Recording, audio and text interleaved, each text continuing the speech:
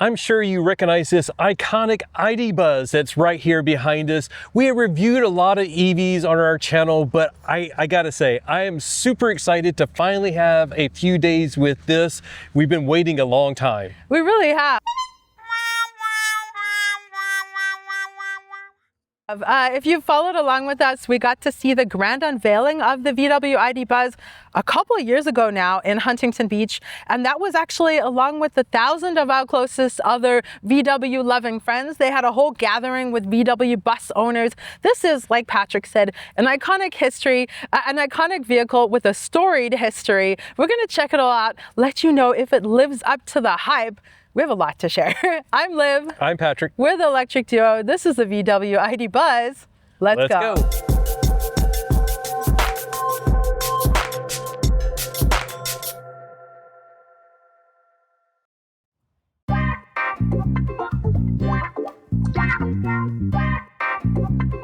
One, two, three, four.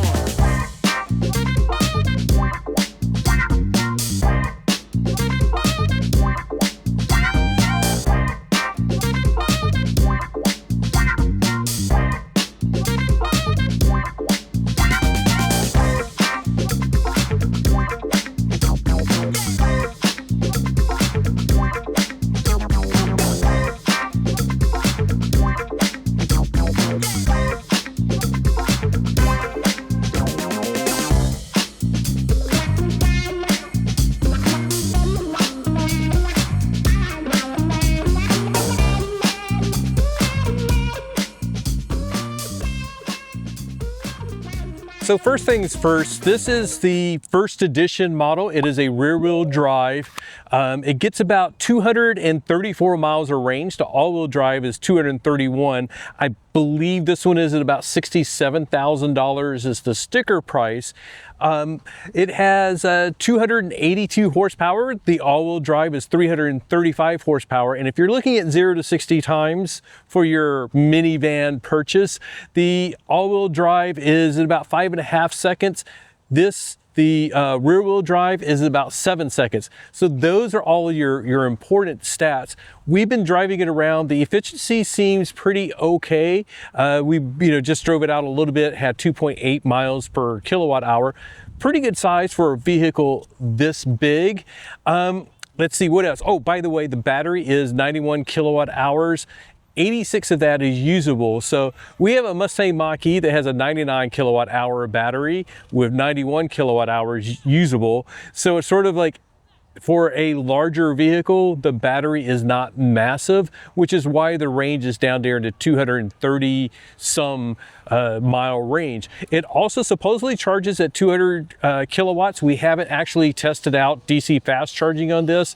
They say it'll do 10 to 80 in around 30 minutes as well, 30 some minutes. So sort of typical for a lot of the 400 volt systems, and the same, very comparable to like the ID4, built on the same platform. But let's talk a little bit more about the aesthetics, and I'll let Liv dive into that. With this vehicle, they weren't just designing something cool looking, they had a lot to live up to. I mean, there are so many people who have a history of an ID bus, of a VW bus. I love ID Buzz. It's the new generation and it's stuck in my mind now. But I feel like a lot of people have one in their memory, one in their childhood, or, have a family member who had one. Or a movie.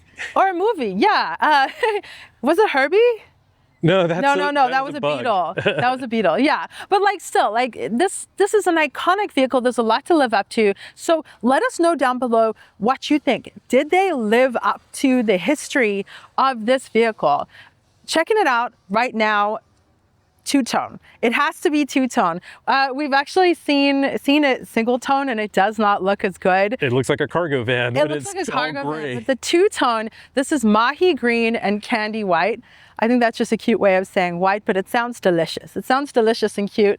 I love this color so much. I was so hoping that we would get this. The tiny little tips of my hair are still Mach-E green, basically. It's my color. It's the color I've been crushing on always. But it looks especially good with this two-tone. As you can see here, we have we'll just say candy white wheels, I'd assume, as well. These are the silver whites, the silver inserts. Yes, indeed. So why don't you come on around to the front and let's take a look at the iconic visage of the bus. We right? have to say iconic a lot. I have to say iconic. What else do you say? If you have a do thesaurus or something, or leave us other words down below. But like, the bus is an icon. So there's a lot that you have to state with this front here, and it really does. We have the light up VW badging, we have the light up headlight bar, the adaptive headlights, which are super cool, and everywhere on the outside and on the inside you have this repetitive kind of pattern, this diamond pattern. Obviously it's like super pronounced right here on the front, but in a lot of other places in the vehicle it's sort of hidden. There are a lot of hidden touches which we're going to show you, and you can see a little bit of that hidden diamond touch actually even in the headlights. So it's just a fun extra feature, and there are a ton of fun extra features in this vehicle. But why don't we actually look at the back as well, because it's a big box, so we have to see what it looks like all the way around. While we make our way to the back, you will obviously notice that this whole glass here does not actually open. This is your tiny little rear window. It's actually quite cute. It's quite cute and it's fun to stick your head out of, but it's an interesting feature. There's a lot of glass on the inside for not that much openable space, which we'll show you. But let's head on back here. I love the cool aesthetic of those diamonds again, kind of in a gradient of size, and then your first edition, which is super cool. And then check out the back of the Buzz, announcing ID Buzz. It's just so cute. It's so cute, and those tail lights carrying the whole way back. Shall we open it, Patrick? Yeah, let's go ahead and open. We're going to talk about the exterior, but you got to like show off how big it is inside. You have to, and that's like one of the huger trunks that we've seen. Now, we actually just filmed with the Kia PV5, which is sort of the Kia version of this. Far less stylish in many ways, but kind of like the last time I've experienced that size of a door. So I love that they have this handle if you were to have to do manual, though of course there's a button. But look back here. So we have the third row of seating that's flap down. You can actually take those out. It's just a little screw. But even if you have them up, you have a little bit of trunk space. Not a huge amount, but it is super cool and usable. This is where we're putting all of our camera gear. So I love that we can sort of hide it out of the way. And then my purse is down here. Now you might notice this funny little thing here. I think this is extremely cool. This is Velcroed. So like we literally had this just the other day. We were picking up candlesticks from my dad's house. He's moving. So we stuck the candlesticks in here, and you can use this Velcroed portion as well as this other one on the side, as we won't make Patrick jump around. And then I'm trying to avoid my shadow. Oh, It's gotcha. like I just can't. There's just no way. It's so hard to decide when to film during the day when it's quiet and the lighting's good. So it's really cool and quite sturdy. So you could stick this anywhere. I guess you could stick it back there if you have weird shapes that you want to hold in place, which I think is really, really fun. And those slot into the sides over here. There's also, we'll make Patrick scooch over again. The 12 volt and the hook. A 12 volt and the hook, which is, it's just handy to have.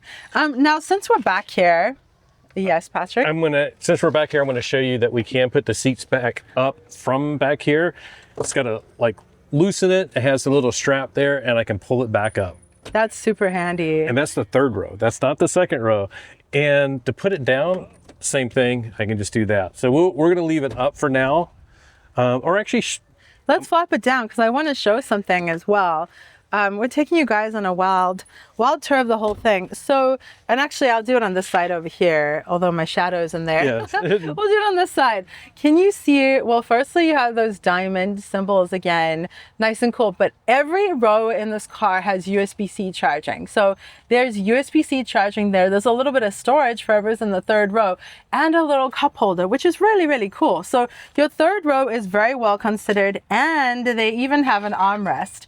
There's more that we're going to show you with the third row. The Buzz. I was showing you the Buzz. Oh, I can't even see that from here. Okay, little Easter egg there. There is a little ID Buzz embossed into the leatherette here. This is the Dune interior, by the way. You'll have to let us know what you think of it. It's really interesting, kind of like a tangerine orange almost, although it looks more tan on camera, but I think it's kind of tangerine. It's very, very orangish in person. So let's close it. I'll mention, by the way, they have the triangle up here. Oh yeah, sorry, let me scooch up and show you.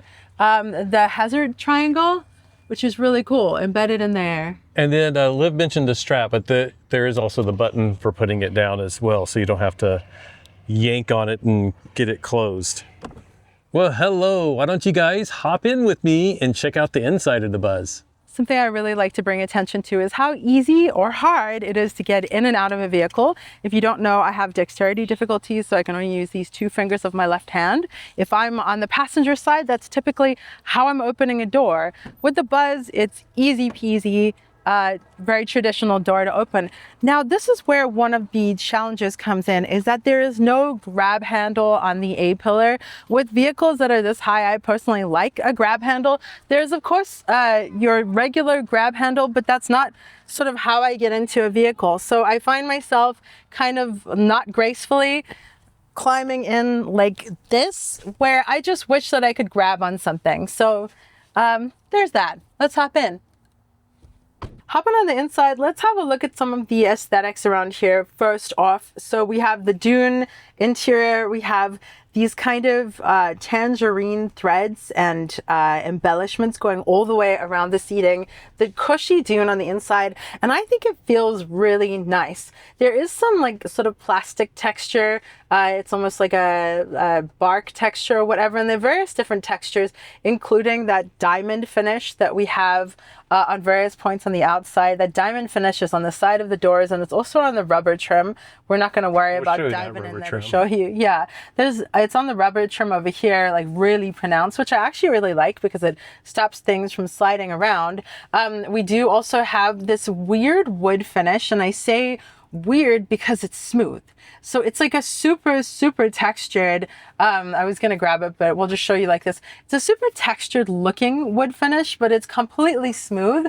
So it's just odd. And we'll note that just because like Liv noticed it, I noticed it, and a couple of people that came over, they all made the same thing of like, wow, it doesn't have a wood texture. It's like a sticker. Yeah, and it sort of looks more like a sticker because it has that pronounced curve on the side.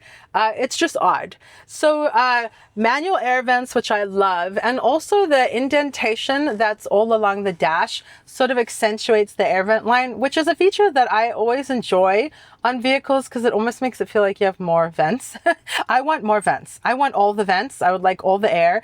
Below the screen, we have more air vents, which are manual, and you'll see what I tote around for every vehicle that we're in, if Patrick can navigate to it. My giant Blue Cruise, aka sort of Stanley imitation mug, and there are the cup holders, which are weird. Isn't that weird? These are the front cup holders. So if you don't want them, that's fine. You can hide it. It's out the way, but I will always have them. So fortunately, my giant, enormous mug does sit pretty well, but then it's in front of the door buttons, which is weird. But anyways, checking out the rest of the aesthetics here, everything is rounded and soft. We've got rounded and soft buttons, a beautiful satin, sort of a soft satin finish everywhere on all of the trim. It looks really good in my opinion. Why don't we flip around to Patrick? So being in the driver's seat is pretty nice because, as Liv said, these captain chairs, by the way, like you can adjust how much you want them to be angled. So like if you want it up a bit higher, you can adjust that. And if you want it out of your way, you can do that. It does squeak a bit as you move it around. But overall, I feel such a commanding presence when I'm in this. The dash is quite big, but I have like excellent visibility around, even with the like little bit of a smaller side window. Overall, there's just like excellent visibility. The one thing that I really like about the ID series with the ID4 and the ID Buzz is like the display here is attached to the steering column. So it's like it always has pretty decent visibility. So like if I need to move it up, that display moves with it. So it's like I generally have found that in the ID4 and now with the ID Buzz, no matter what position I put the steering wheel, where I put my seat, it has really good visibility. It's a little small screen. It doesn't have as expansive wide area as a lot of the other driver screens, but at least it has a driver screen, unlike some EVs. It doesn't have the ability to put the map there, but you do have quite a bit of decent information, your range. Of course, like you can tell that we don't have our seatbelts on because we're in park, but overall fairly decent. And you have like some of your ADAS indicators over there as well. Over on this screen, VW's gotten a very poor rep with their software, which is one of the reasons why they're teaming up with Rivian to integrate some of the software that Rivian has been known for and as being a quality product, and incorporating that in future VWs. But this is the VW software, and I really don't find it to be that bad. So like, we'll just go through some of the things that you may want to change. Like, first of all, we can't show you now, but like, there's the ambient lighting. You can change those. It has like different moods. So if you want to go just based off of quickly and easily, you can just go by the moods.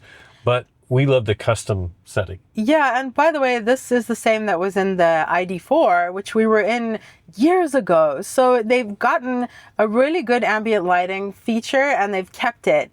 It still stands up to the test of time. I think it's really lovely, and it's hard to capture this stuff on camera because lights just don't always capture on camera that well, but they look really, really good. But other things, like if you want to go into charging, it's very easy to like, okay, this is where I want to set my charging level. Everything seems to be pretty straightforward. This is one of the things I really like, is that it shows you what your current charging potential is. So if we rolled up to a charger and tried to plug in a DC fast charger, right now, the most we can expect to get is 110 kilowatts. That's not to say it's not going to go up higher as we start to charge, but that sort of lets you know, like if you plug in at like a 150 kilowatt charger, and we saw it like on a colder morning, we turned on the car and checked it, and it was like maximum is 48 kilowatts. So I wouldn't be like, oh no, the charger is broken. I could just look here and go like, yeah, it's the car limiting it right now. Super cool little feature, but everything else seems pretty straightforward. The parking mode is here, and I can go ahead and we'll just go ahead and show you the camera.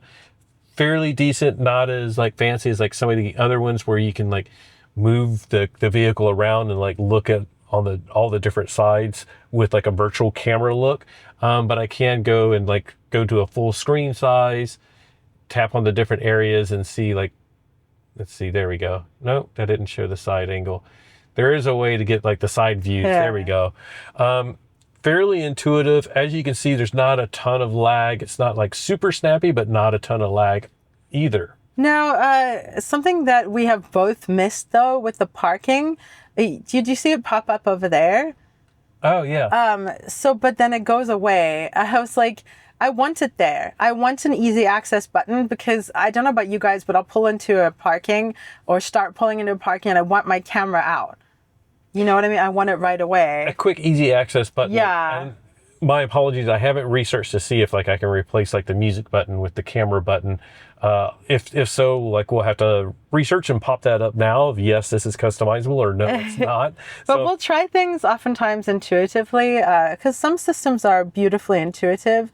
Ooh. Customize main menu. Press and hold and then drag them. Well, so we can move it around the main menu. We can't drop it up on the screen. Sometimes you're going to experience things as we do. Yeah, I wish I could drag it up on the screen. We can do that in our Equinox, but... Yeah, I tried that earlier and I didn't work, but even to get that. Drive modes, you do have like the ability to customize your drive modes. And of course it has eco, comfort, and sport. We'll focus on that a little bit more when we are driving. But let's see what else is here. You know, like I said, it's not a bad system. One of the things that I think is very crucial for any EV is doing the navigation, and specifically like trying to route to a far off destination like Las Vegas and seeing how it handles the EV route planning. So as you can see, didn't take too long for it to come up with the route. And if I want to see my charging stops, I can come over here. It's calculating the route, and then like I can tap and go like, okay, it's suggesting that we stop in Baker, and I can show that on the map. If I don't want to stop at that charger, I can go like other charging stations, and it'll try to find other ones that are along the route that would be of use. So not a bad navigation system. I think that's improved greatly since the first time we were into ID4. And that's one stop to Vegas. 2 stops. Yeah, 2 stops, okay. I believe it would take. And we're not at a full charge. We're at 50% right now, so it has to be at least a couple. You notice I tapped on like the restaurant icon, and it shows like things that are around that. Actually, this one's like right near us. It wants me to eat right now. It knows I'm hungry. I'm down with that. Displaying that there's objects on the road 28 miles from here, which I think that's a little bit more details that I need to see right now, but really cool to see some of those, that information being included on the map. So I don't have a ton of complaints on this. I almost wish, like we got used to in our Equinox, just having Google Maps that I'm really familiar with. Now, I will say we're going to switch over to Android Auto. I'm going to show you how well it integrates real quick. And I paused because I wanted to make sure it doesn't show our address here. But yeah, you can see Android Auto integrates fairly well. It knows that I'm in like a dark mode with the interface here. So Android Auto is also in a dark mode. It will do my route planning, but it will not add in charging stops using Google Maps. And the same thing in CarPlay with Apple Maps. It will not add in charging stops. On some of the cars, like our Mach-E, Android Auto with Google Maps will even add in charging stops. So that's like, you have to use the VW navigation. You don't have any other options to do EV route planning. But I don't need to show you Android Auto because it's like the same on other cars. But yeah, everything else is pretty straightforward. I'm going to do a deep dive video on this. So if anybody wants to know, I'll just show you this real quick as well, because we're talking about the car. So long term, since the last time this has been reset, it's been 703 miles, 23 miles per hour average, which is not necessarily a fair representation because like a lot of people like us will sit in the car and film, but 2.8 miles per kilowatt hour over that 703 miles.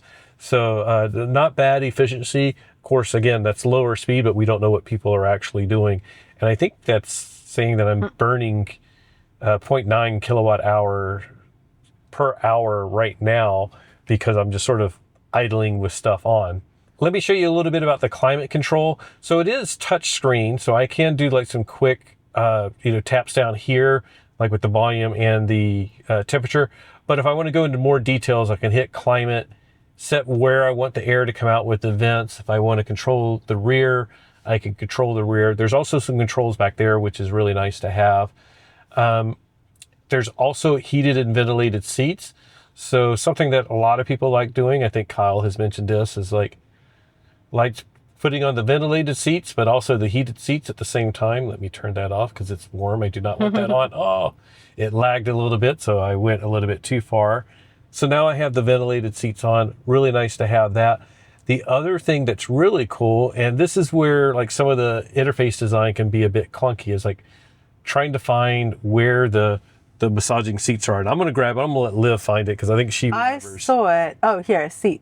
Whoa. It is definitely smooth and peppy. But yeah, so then you have to go out of your climate controls and then into your seat. And it has massage, which is actually like a lumbar stretching thingy. I'll turn it on for the driver and I'll turn it on for the passenger because I keep seeing this happen while other people are in the car because we've been showing the car to a lot of people. So I get to experience it now. So you guys can carry on talking and I'm going to get a massage. Of course, being the driver, I should also talk about the steering wheel. Pretty much a complete circle except a slight flat bottom here, a little bit of hand grips up here.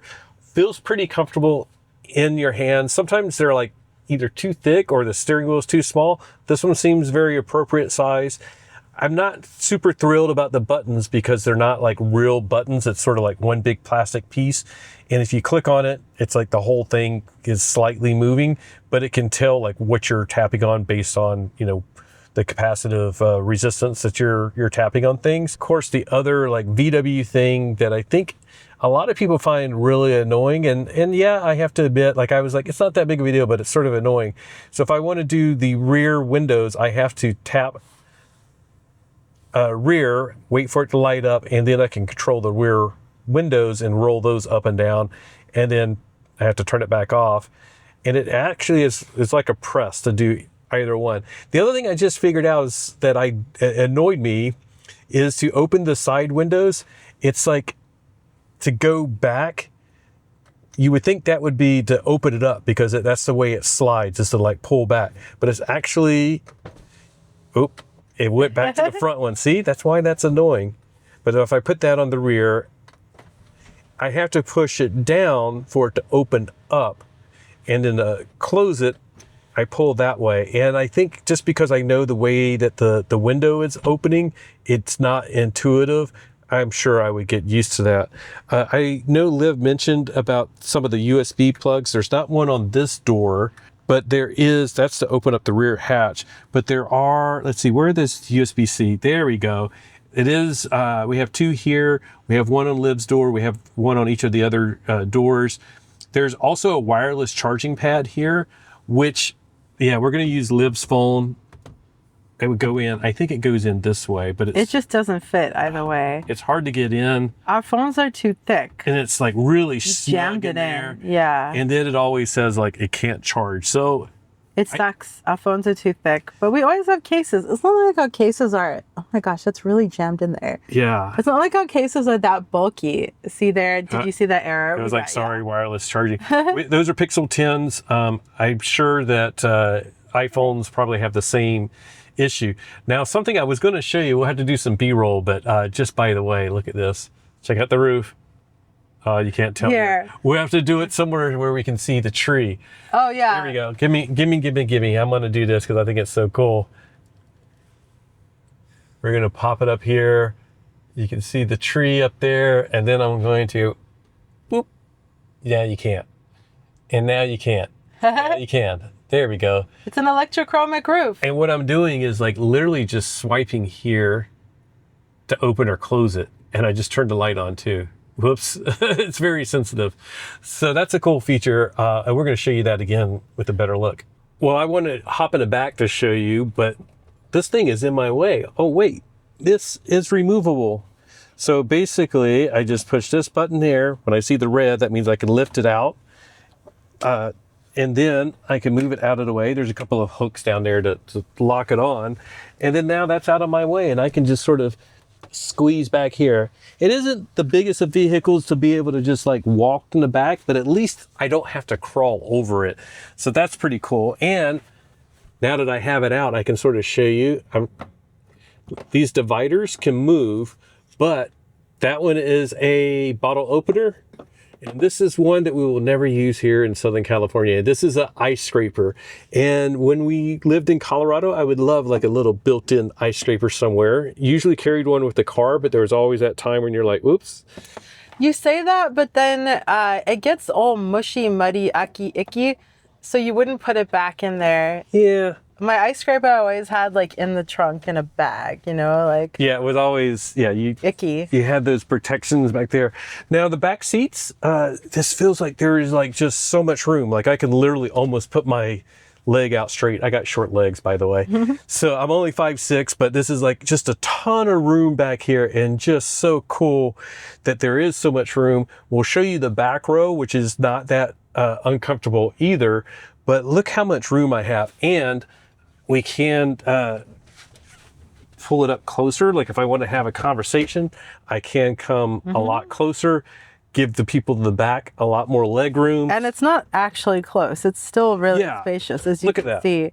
Yeah, if you have adults in both rows, you could give everyone a good amount of leg room. But right now, you have a ton of room, reclining. You look really comfy. I can recline a bit. I got my vents up here. I have my heating and AC controls here. And seating. Yeah, the heated seats. Yeah, and then there's my USB-C port. So like, yeah, just a lot of comfort features back here. I have the little window here if I need some air. And then let me grab this from you for a second because we'll show the back of the seat. We have a little phone slot here that I can put my phone. Of course, there's a little bit more traditional. I can put my iPad down there. Now that I'm back here, let me show Liv, but we're also going to like angle it up so we can now see the roof. And if you want to hit that. Is it tap or swipe? It's a swipe. Forward and back. There we go. It's so fun. I mean, we're seeing this more on vehicles more and more, and I love it. I love this feature. I think it's really, really good. The way that it's built in, it does not feel like it particularly alters the experience. It just kind of like dulls it. So it looks virtually the same. It's like a cloudy day. Basically, that's what it is it's a cloudy day. But it's been really, really nice to just be able to do it on the odd occasion if it's really bright. And to be completely honest, the IR coating's really good. So I haven't noticed much of an issue, but it's just fun. I think I love this feature. I don't know how much expense it adds, but I would love this on a lot of vehicles. Yeah, I wish we could get it on our Mach-E, and actually EV Vita has an aftermarket edition, and I'm not sure if they're still selling it. There might be supply issues, but check EV Vita if you're curious about that, and they may have it for other vehicles. I'm not getting it anymore. But... I know, I'm just going to keep doing that because it's kind of fun. Yeah. And it's easy to do. I like that VW has included this on the various vehicles. On the ID4, they have a open and closing cover. Yeah. They have a powered cover. So it's cool that that's something they're continuing in the rest of the line as well. Now I want to show you the third row, and I'm going to see if what happened before happens again. We keep getting stuck. Like, I can't just open the door. It's like locked. And I've done this before when I was setting up the cameras. I got back here, set the cameras up, and then I'm like, I had to crawl back over to get the door open. So let's see if we can figure out how I can get out, and then I'll show you how to get in the back seat. And by the way, I even was like, I had the key fob.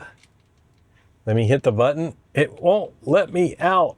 So I do like the handle here. I just, like, I guess it's locked, but it's not locked. It's unlocked. I don't know. We got to Google this. This is sort of frustrating. It's happened a couple of times. So when all else fails, we have multiple options. So I'm going to do a little slow pan and show you guys that hidden button behind my giant Stanley Cup thing. We're just going to press that and free Patrick. Yeah, and I'll just go ahead and hop out and show you how easy it is to get in and out. It's still like a very high thing to get in and out, but I do have this strap here that makes it really nice.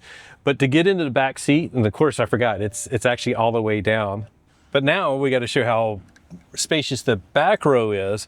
So you just grab the handle here, all of a sudden it comes fully up, it slides forward, completely out of the way, and just very easy to step in. Like, I have so much room to get in, it's not bad at all.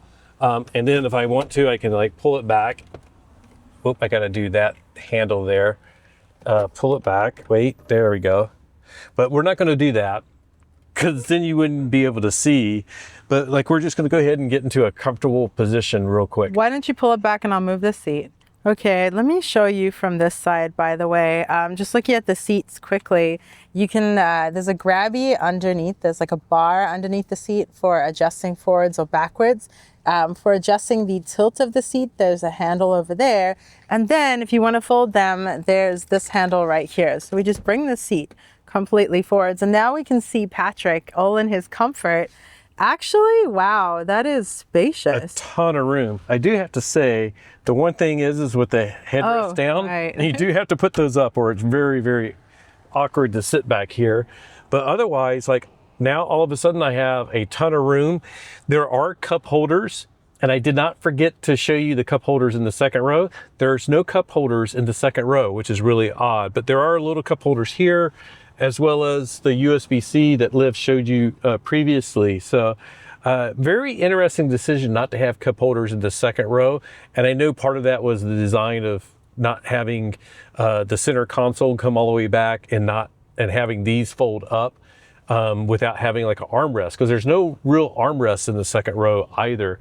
But this third row is not bad at all. It's not the most comfortable because it's a little bit of a short seat, and I don't think I can lean back on these at all.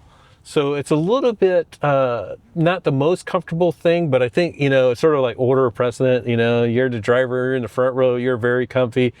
The next oldest, you know, the kids, they get this row, and then like your little kids, you just throw them in the back and they'll be comfortable no matter what. I do think that's a cool way to hide the headrest though. So if you're not using those rear seats, then those headrests are hidden and not in Yeah. your eyeballs. Yeah, there's even some cars where you literally like got to take the headrest off at the like second row or third row to hide them. I do want to mention that there are vents all the way back here, so it's really great that there's still ventilation all the way back here. But we're going to put this back. And also, by the way, there are vents under the seats as well. Oh yeah, that's right. A bunch of vents under the seats. Can you see those? It was really interesting. We didn't actually know those were there, and the climate control was on, and we're like, where is all that air coming from? So it's significant. Yeah. But overall impression is like tons of room back here. And a lot of people have talked about like there's not a ton of storage room if you do have like the full 6 passengers and need to put some luggage. You really don't have a lot of luggage space. But if you wanted to have the first 2 rows full and then use this for your luggage, there is a decent amount of room. Now you can also option this so that there's captain chairs in the second row, which means that it comes in like a 6 or 7 passenger configuration, and I got to do it. It's 6, 7. Never mind. I'm not hip. Anyways, Liv's just cringing over there. But yeah, great headroom back here as well. And just overall, not a bad place to be. I put that seat rest, the headrest down, so now it's not comfortable. But yeah, I wouldn't complain if, somebody was going to drive me on a trip and I could just sit back here and play my video game, have my USB-C, have some ventilation coming in back here. It's not too bad. You can't really complain. Something I wanted to mention that people brought up as an issue is the charge port is back here behind this door. So I'm going to close it and show you how they've sort of come up with a solution, because it's sort of an awkward place to have your charge port. First of all, you can't open the charge port door with that door is open, but if it is open and you're here charging, but you still need to get in, if you open it up, what happens is, and I was a little bit nervous, but like, let's watch it.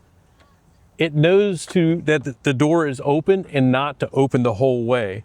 So pretty like innovative way of fixing it. But it's almost like if they would have had a different location.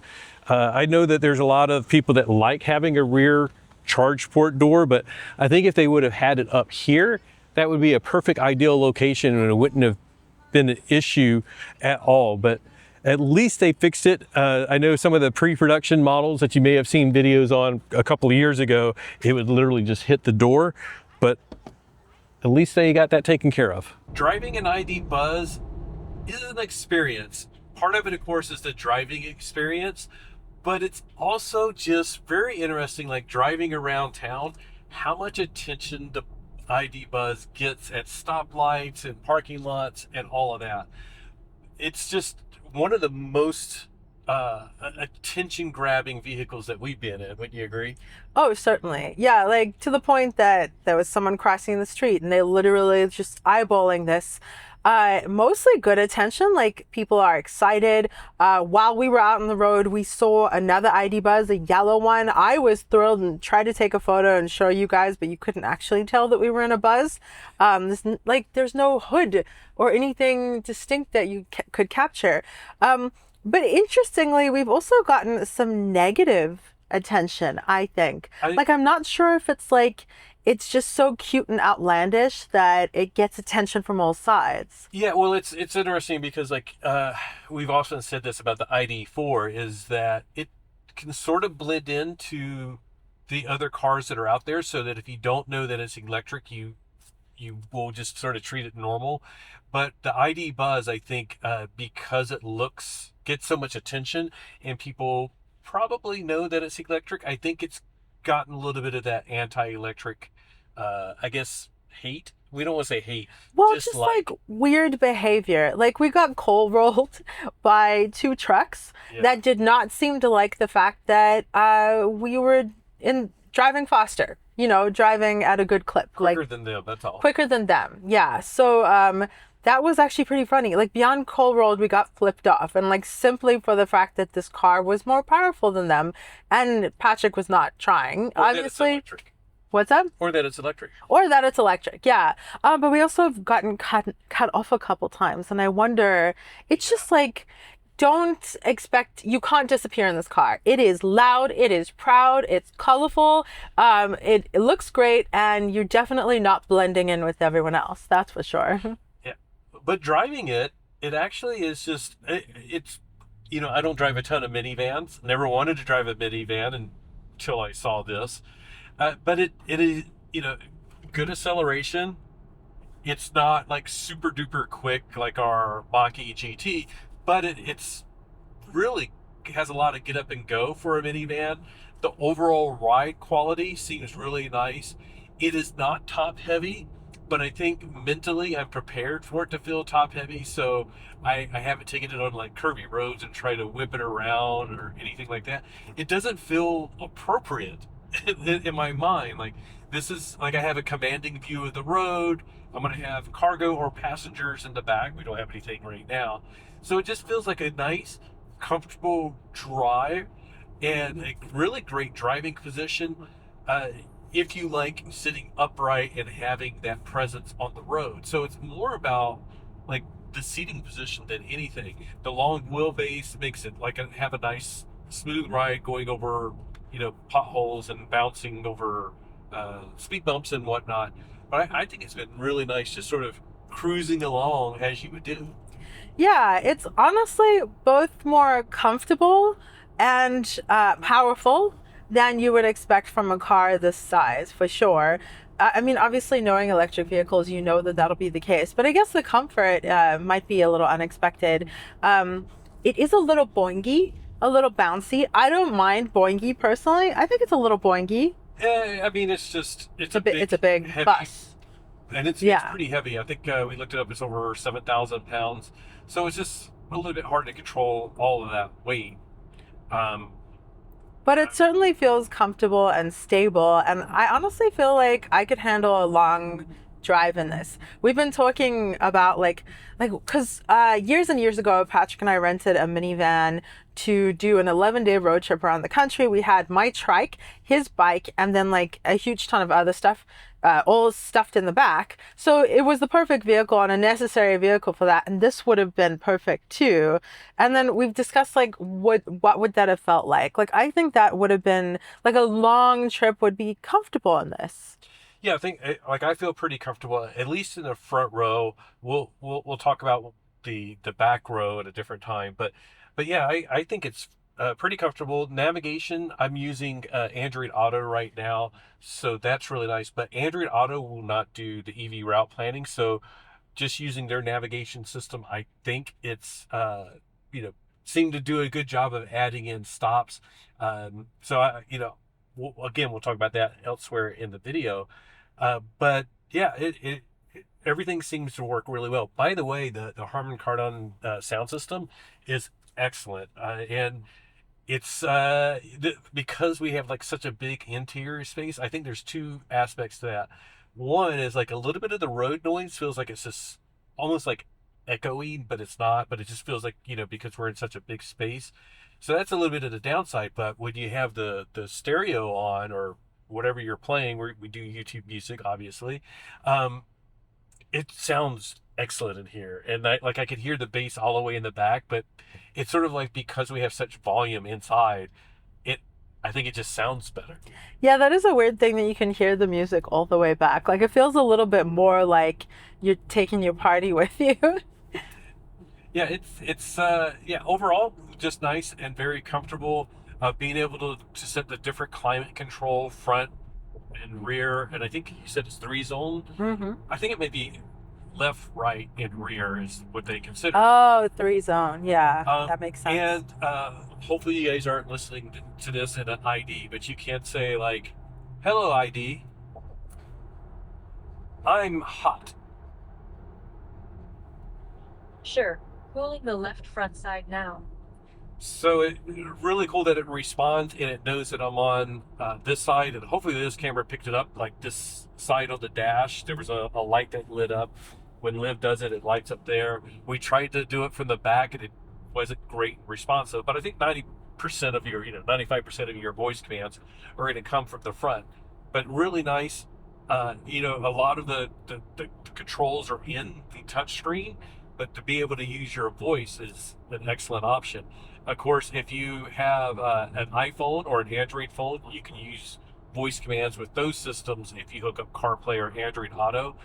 And I thought it was neat, like we had Android Auto running, and we've had a couple of people come and visit us with the car because everybody's excited by it.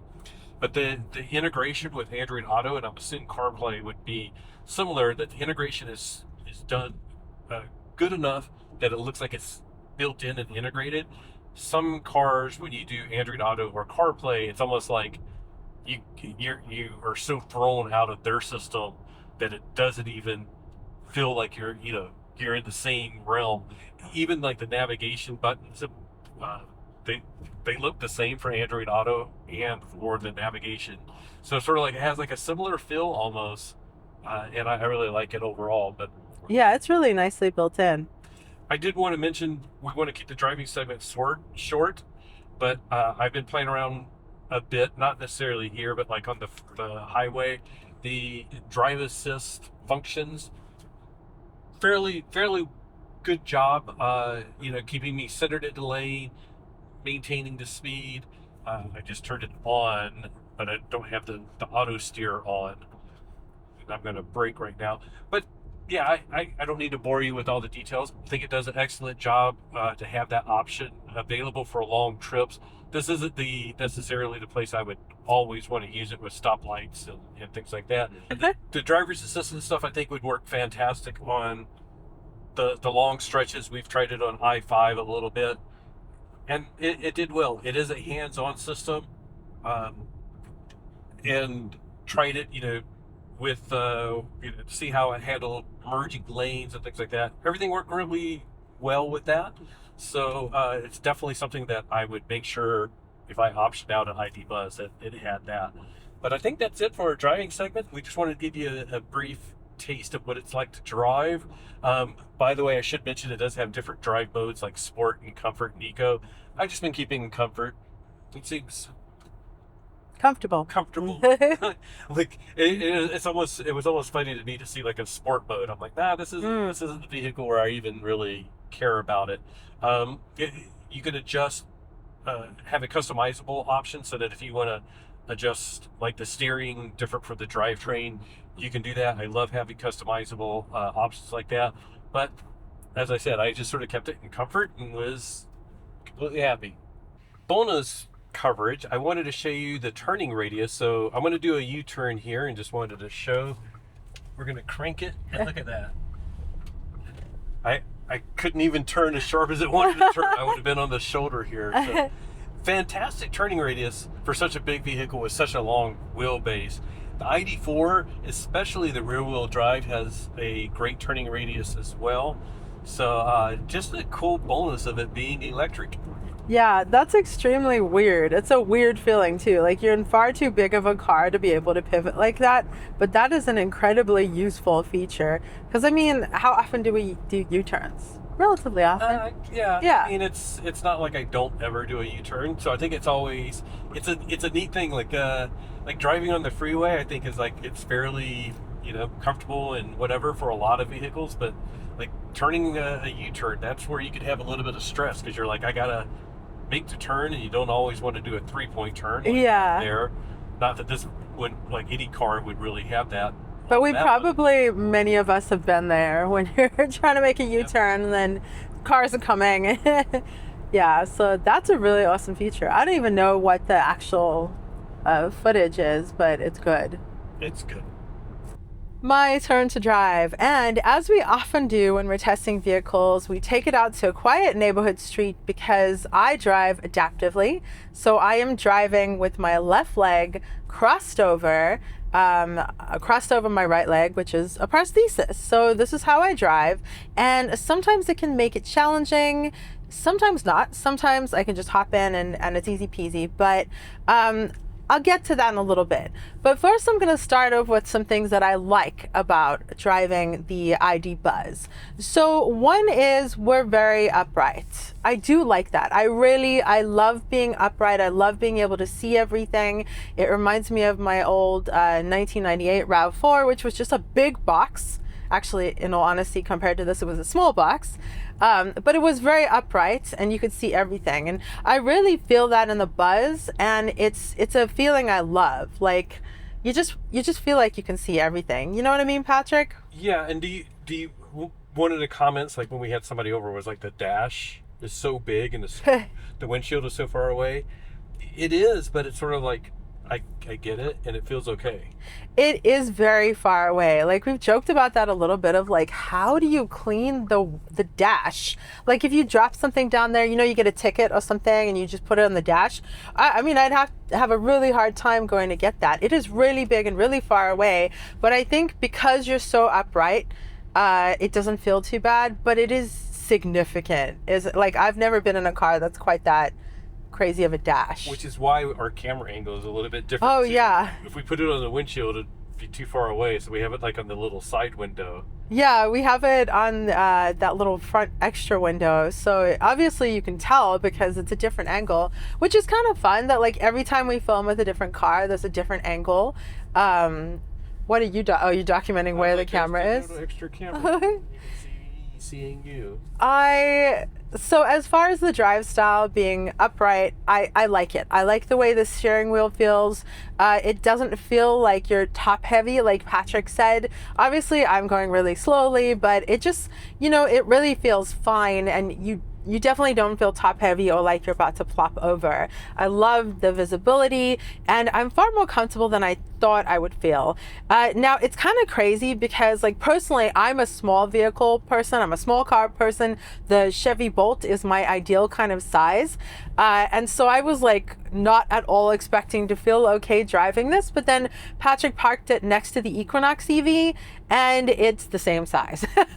It's pretty much the same size. It's a few inches longer, but if you would have asked me, like when they were going to drop it off. Ooh, that person. Hello. Hey, he's really excited. Cool. You don't expect a cyclist to be coming at you in the same lane. Yeah.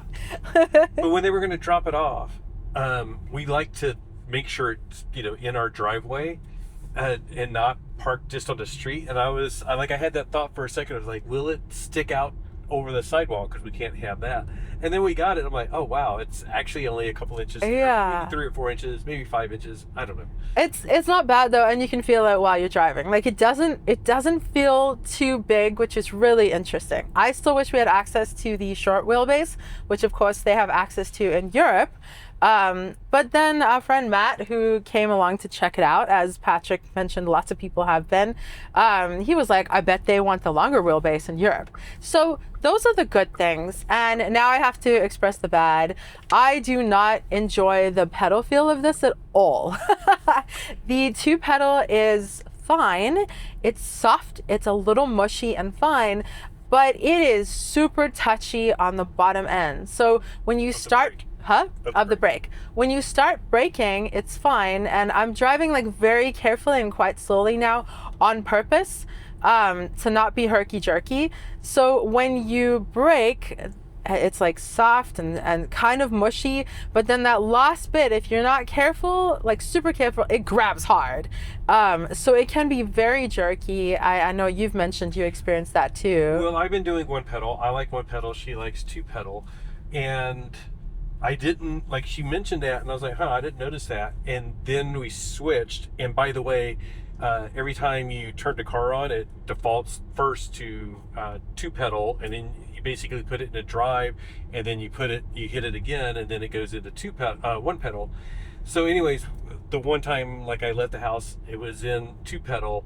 Literally the first stop sign, I did that like nice, smooth, slow down, and then went, oh. Yeah. Now I know what you're talking about. Yeah, and I was like, what is happening? But no, it's really kind of significant. We've talked about it. I'm sure you get, we as in me and Patrick have talked about it. Like, I'm sure you get used to it, but I don't love it. And then there's more.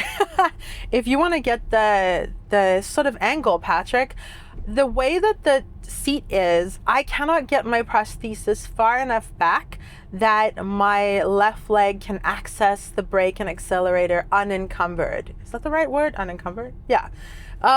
So I think if I could tilt the seat more, I would be more comfortable and I'd be able to get my prosthesis out the way. I'm I'm not sure what it is. Perhaps if the seat was shorter, I've experienced that in some vehicles, perhaps then I could do it, but like I am not able to comfortably get my prosthesis out the way. And this is a big shock for me because the ID4 was super nice to drive. We definitely need to refresh our video with it and our experience with it because it's been years and years. But I remember driving it and being like instantly comfortable, don't you? I thought you really liked that one. Yeah. And because we hadn't, it was right after we got the Mach-E, so you were sort of like, I liked ID4 better for the driving position. Yeah, exactly.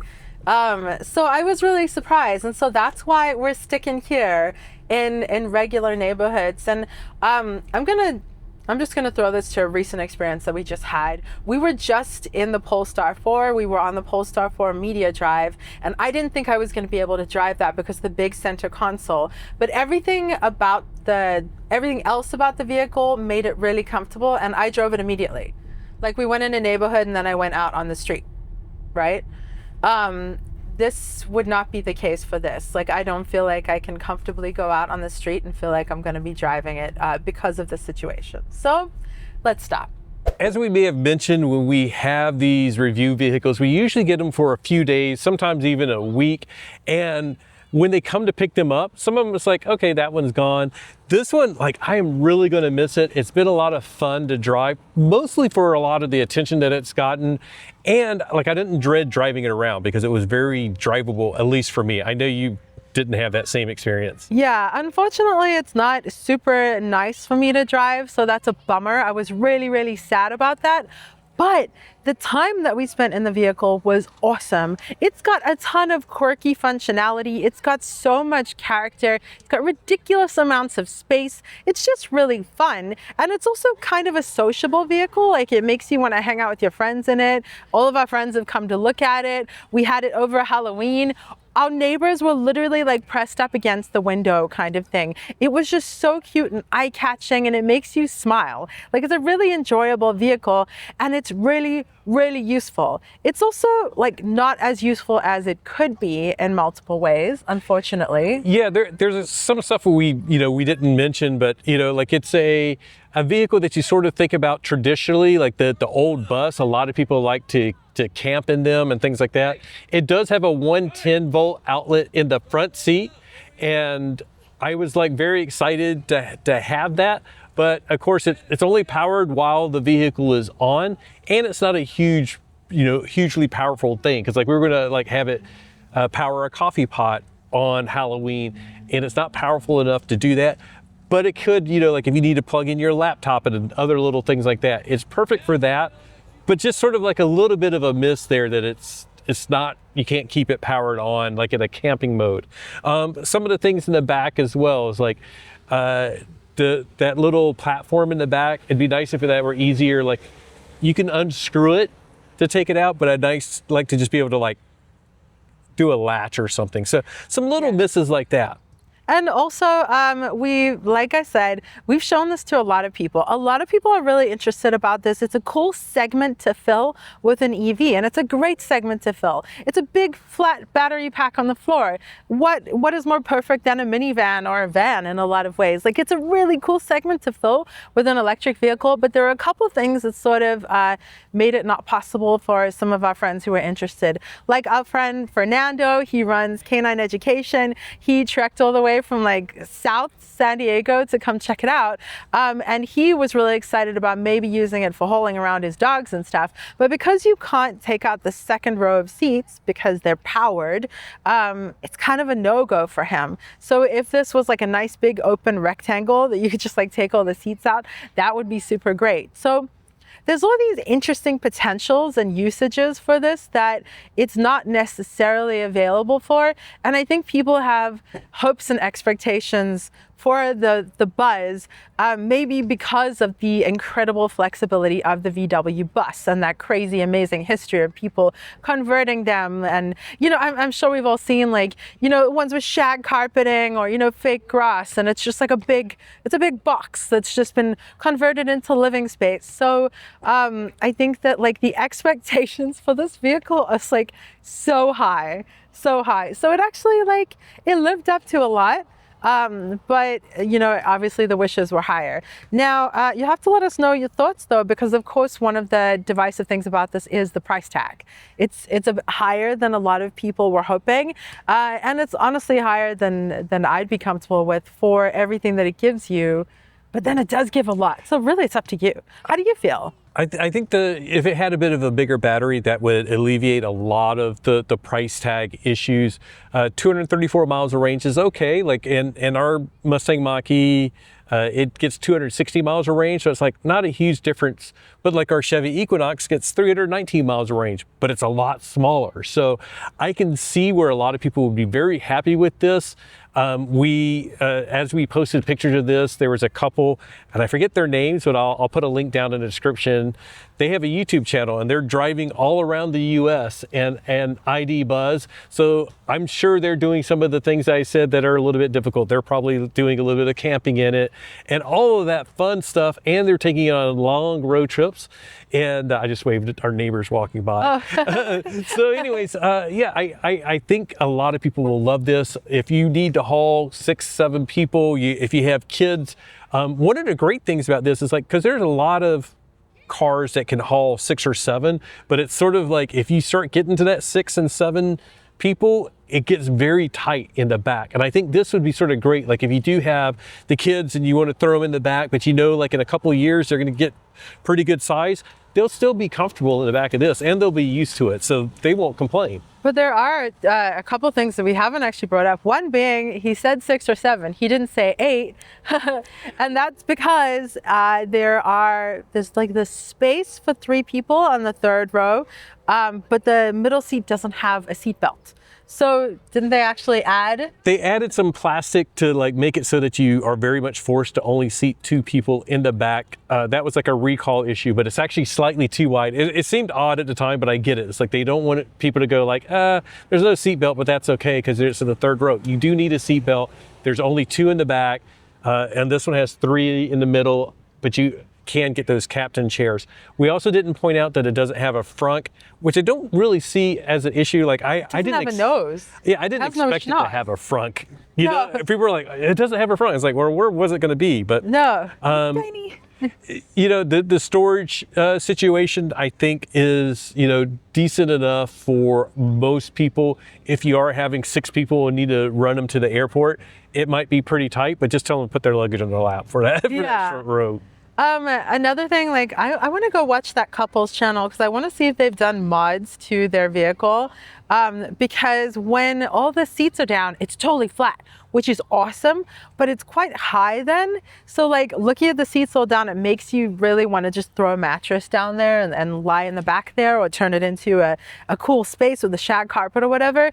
But then it would be even higher. So that's a weird thing. I'd be interested to see if anyone's like done that. Flatten the seats, throwing a mattress on there, and like, how do you get in? Because it's like, ooh. I briefly glanced at their channel, and they do have it like tricked out for their purpose. Nice. Yeah, I need to go back and look. Well, again, we'll watch together. We'll put the link down in the description, because it's really neat to see what people do with their vehicles. But yeah, anyways, if you have any questions for us, you can ask us after spending a few days in it, or go watch their channel, ask them questions, because I bet they know all the details about the ID Buzz. But I've been really happy to have this, and in fact they emailed us and they're like, we're gonna have to delay pickup from Friday until Monday, and we're like, yay! Oh no. So we get it for a couple more days, so we'll go enjoy it for a little bit longer. Yeah, but thank you so much for joining us for this video in which we finally checked out the 2025 VW ID Buzz first edition with the play, pause, pedals and everything. Do let us know all your thoughts down below. If you want to see more stuff, let us know too, because maybe we can request it again, try different stuff, put it through its paces, whatever. Patrick's probably going to do a deep dive on the multimedia and infotainment, which will be really interesting. So let us know down below if there are more things that you would like to see with vehicles. I do want to know, if you were to name it, what would you call it? Yeah. And I want to know your, like, would you name it, and also which of the color combos, because I really like this. I like the blue and white.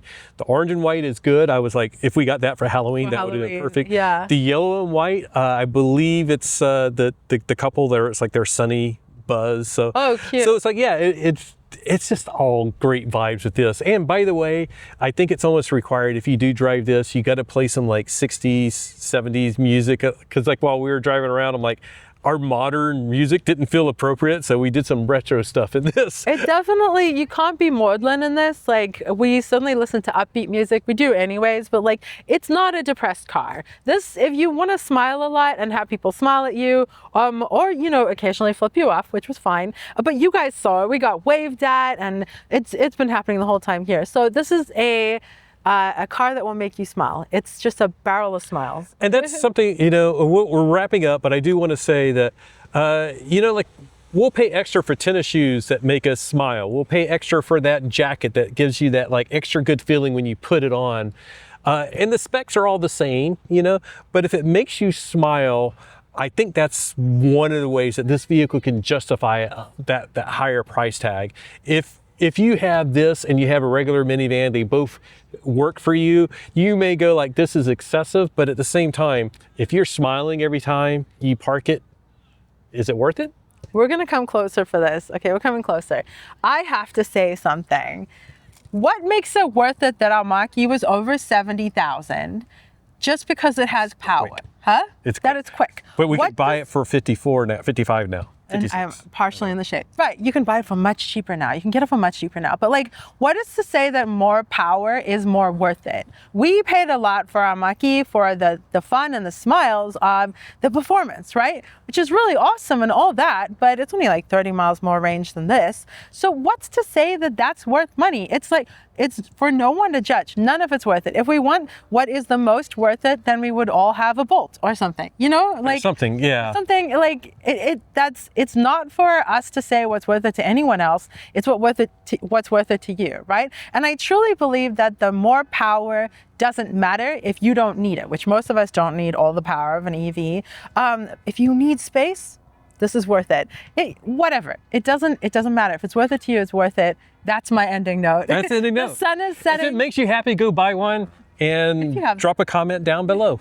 Absolutely. We're just here to share with you everything that we can about the VW ID Buzz and all EVs really in general. So if you haven't, do subscribe. If you really, really like this video, like it. If you really, really like it, then come support us on Patreon and on our YouTube membership, whichever. You get things like the ability to do little emojis, sometimes trinkets behind the scenes, member-only videos. We've been doing that. Did we do one with this? We did not. Or maybe we need to. We could. Maybe we will. Maybe we will. Okay, I think we'll do that. Okay. We'll do that, yeah. Anyways, the sun is setting. The sun is setting on this video. A huge thank you to our patrons whose names are scrolling across the screen right now. We truly appreciate you guys so very, very much, as well as you, our YouTube members. So on that note, we're gonna head out. So just remember that whatever you drive, whether it's, you have to say something. I was trying to think, and I'm like, whether it's itty bitty or big Buzz. It's not even, it's the same size as the Equinox. That's okay.